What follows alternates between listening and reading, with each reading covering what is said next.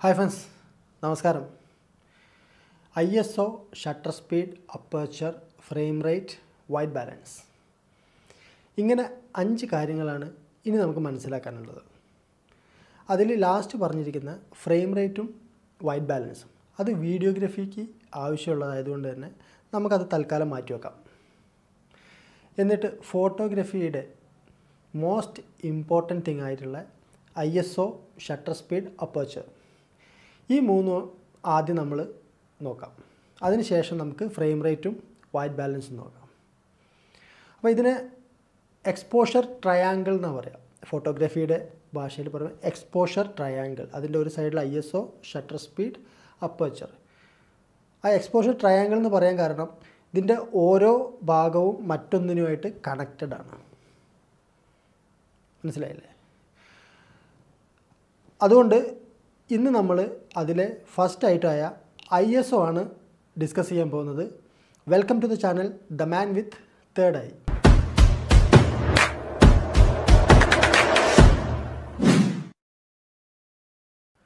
ആയിരത്തി 1974 ASA DIN എന്ന് പറയുന്ന 2 ഫിലിം സ്റ്റാൻഡേർഡുകളായിരുന്നു ഉണ്ടായിരുന്നത്. പിന്നീടത് ഈ ISO സ്റ്റാൻഡേർഡിലേക്ക് യോജിപ്പിച്ചപ്പോൾ പിന്നീട് അവിടെ നിന്ന് അങ്ങോട്ട് അത് ISO എന്ന പേരിലാണ് അറിയപ്പെട്ടത്. അപ്പോൾ നിങ്ങൾ ഈ പണ്ടത്തെ ഫിലിമില്ലേ, ഫിലിം ക്യാമറകളിലൊക്കെ ഉപയോഗിക്കുന്ന ഫിലിം, ആ ഫിലിം എടുത്തു കഴിഞ്ഞാൽ അതിൻ്റെ അകത്ത് മാർക്ക് ചെയ്തിട്ട് കണ്ടിട്ടുണ്ടോ? 200, 400, 800 അങ്ങനെയൊക്കെ മാർക്ക് ചെയ്തിട്ടുണ്ടാവും.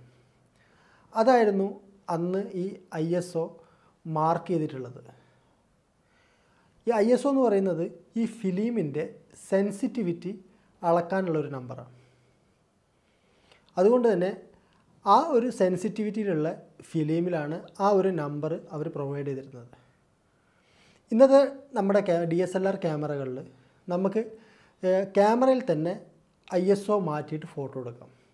പക്ഷേ പണ്ടത്തെ കാലത്ത് അത് പറ്റില്ലായിരുന്നു. അന്ന് ഈ ISO ചേഞ്ച് ചെയ്തിട്ടുള്ള ഫോട്ടോ എടുക്കുക എന്ന് പറഞ്ഞാൽ ആ ഫിലിം മൊത്തത്തിൽ മാറ്റി ഏത് ISOയിലുള്ള ഫിലിമാണോ ഇടുന്നത് അതിൽ വേണം ഫോട്ടോ എടുക്കാൻ. അപ്പോൾ എത്ര ബുദ്ധിമുട്ടായിരുന്നു അല്ലേ അന്ന് ഫോട്ടോ എടുത്തുകൊണ്ടിരുന്നത്. അത് മാറി ഇപ്പോൾ ഡിജിറ്റലിലേക്ക് വന്നപ്പം ആ ISO എന്ന് പറയുന്നത് ആ ഫിലിം സെൻസിറ്റിവിറ്റി അളന്നിരുന്ന ആ ഒരു അത് ഇവർ ക്യാമറയിൽ തന്നെ ഉൾപ്പെടുത്തി. അതുകൊണ്ടാണ് നമുക്ക് ഈ ക്യാമറയിൽ തന്നെ ISO മാറ്റിക്കൊണ്ട് ഫോട്ടോ എടുക്കാൻ പറ്റുന്നത്. നമ്മൾ ഇന്ന് ISO ഉപയോഗിക്കുന്നത് അത് ഡിജിറ്റലി ആ വാക്ക് അണ്ടർലൈൻ ചെയ്യുക. ഡിജിറ്റലി നമ്മൾ എടുക്കുന്ന ഫോട്ടോയിൽ കൂടുതൽ ലൈറ്റ് ആഡ് ചെയ്യുക ചെയ്യുന്നത് ഈ ISO ഞാൻ പറഞ്ഞല്ലോ ISO നമ്പർ ഉണ്ടെന്ന്. ISO 100 എന്നാണ് ഇപ്പം ഒരുവിധ ക്യാമറകളെല്ലാം സ്റ്റാർട്ട് ചെയ്യുന്നത്. അതിൽ കുറഞ്ഞ ക്യാമറകളും ഉണ്ട്, പക്ഷേ നോർമലി 100 എന്നാണ് സ്റ്റാർട്ട് ചെയ്യുന്നത്. 100, 200, ISO 100, ISO 200, പിന്നെ ISO 400, ISO 800 ഇങ്ങനെ പോകുന്നു. അതായത് ISO 100 നമ്മളൊരു ഫോട്ടോ എടുത്ത് നോക്കിക്കഴിഞ്ഞാൽ എത്രയാണോ ലൈറ്റ് ഉള്ളത് അതിൻ്റെ ഡബിൾ ആയിരിക്കും ISO 200 ഇട്ടിട്ട് ആ സെയിം സ്ഥലത്തുള്ള ഫോട്ടോ എടുത്തു കഴിഞ്ഞാൽ കിട്ടുന്നത്. അതുപോലെ ISO 400 ഇട്ടിട്ട് എടുത്തു കഴിഞ്ഞാൽ ISO 200 എടുത്ത ആ ഫോട്ടോയേക്കാൾ ഡബിൾ ലൈറ്റ് ആയിരിക്കും അതിൻ്റെ അകത്ത് വരുന്നത്. അപ്പം ഈ 200, 400, 800 എന്നൊക്കെ പറയുന്നത് കൂട്ടും തോറും ആ ഫോട്ടോയിലേക്ക് ഒരു ഡിജിറ്റലി ഒരു ലൈറ്റ് ക്യാമറ തന്നെ ആഡ് ചെയ്യും.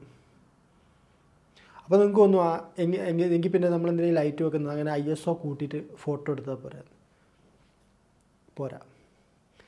ISO ഒരു പരിധിക്കപ്പുറം കൂടിക്കഴിഞ്ഞാൽ നമ്മളെ ഫോട്ടോയിൽ നോയ്സ് വരും. ഈ നോയ്സ് എന്ന് പറഞ്ഞാൽ ഫോട്ടോഗ്രാഫി ഭാഷയിൽ നമ്മൾ ഈ ഗ്രെയിൻസ് ഇല്ലേ, ഗ്രെയിൻസിനെ ഫോട്ടോഗ്രാഫിയുടെ ഭാഷയിൽ നോയ്സ് എന്ന് പറയാം. നമ്മൾ ഈ ചില ഫോട്ടോകളൊക്കെ കാണുമ്പം കാണാമല്ലോ ഇങ്ങനെ ഒരു ഡോട്ടായിട്ട് ക്ലിയർ ഇല്ലാതെ ഫുള്ള് ഗ്രെയിൻസ് ആയിട്ട് കാണാറില്ലേ.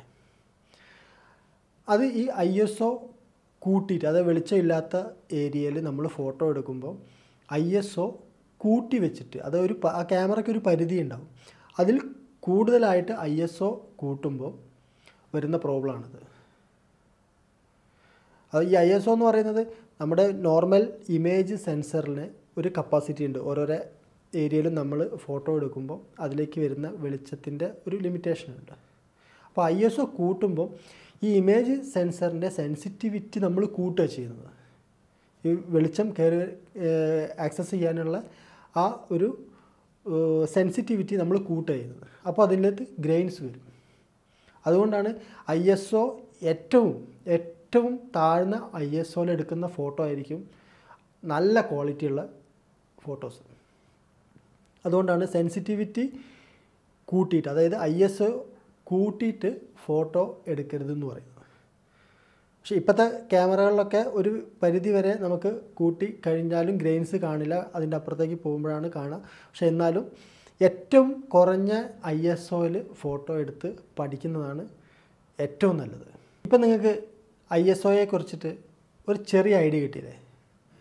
എന്തുകൊണ്ടാണ് ISO നമ്പർ കൂട്ടി വെച്ചിട്ട് ഫോട്ടോ എടുക്കരുത് എന്ന് പറയുന്നതിനെ കുറിച്ചും ചെറുതായിട്ട് മനസ്സിലായില്ലേ? ഇനി നമുക്ക് കൂടുതൽ ഇനി വരുന്ന ക്ലാസ്സുകളിൽ നോക്കാം. നമുക്ക് ക്യാമറ തന്നെ എടുത്തിട്ട് ഓരോ ISOയിലും ഫോട്ടോ എടുത്തിട്ട് നമുക്ക് ചെക്ക് ചെയ്യാം. ഇപ്പം ഞാൻ ഈ ഒരു ക്ലാസ്സുകളിൽ എന്തെല്ലാമാണ് നമ്മൾ കോമൺ ആയിട്ട് അറിഞ്ഞിരിക്കേണ്ട കാര്യങ്ങൾ എന്നാണ് ഞാൻ പറയുന്നത്. അപ്പോൾ ഇത് നമ്മളൊന്ന് അറിഞ്ഞിരുന്നാലേ ഇനി നമ്മൾ ക്യാമറ എടുത്തിട്ട് നമ്മളത് ഫോട്ടോസ് എടുക്കുമ്പോൾ നിങ്ങൾക്കത് പെട്ടെന്ന് മനസ്സിലാവുള്ളൂ. അല്ലെങ്കിൽ ആ സമയത്ത് ഇതെല്ലാം പറയുമ്പോൾ എല്ലാം കൂടി കൺഫ്യൂഷനാവും. അപ്പോൾ അതുകൊണ്ട് ഈ ഓരോരോ വീഡിയോയിൽ പറയുന്ന കാര്യങ്ങളും നിങ്ങളൊന്ന് ഓർത്ത് വെക്കുക.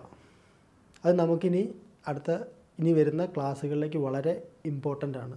പ്രത്യേകിച്ച് ഈ ISOയും ഇനി വരുന്ന ഷട്ടർ സ്പീഡ്, അപ്പർച്ചർ ഒക്കെ വരുന്ന കാര്യങ്ങളും.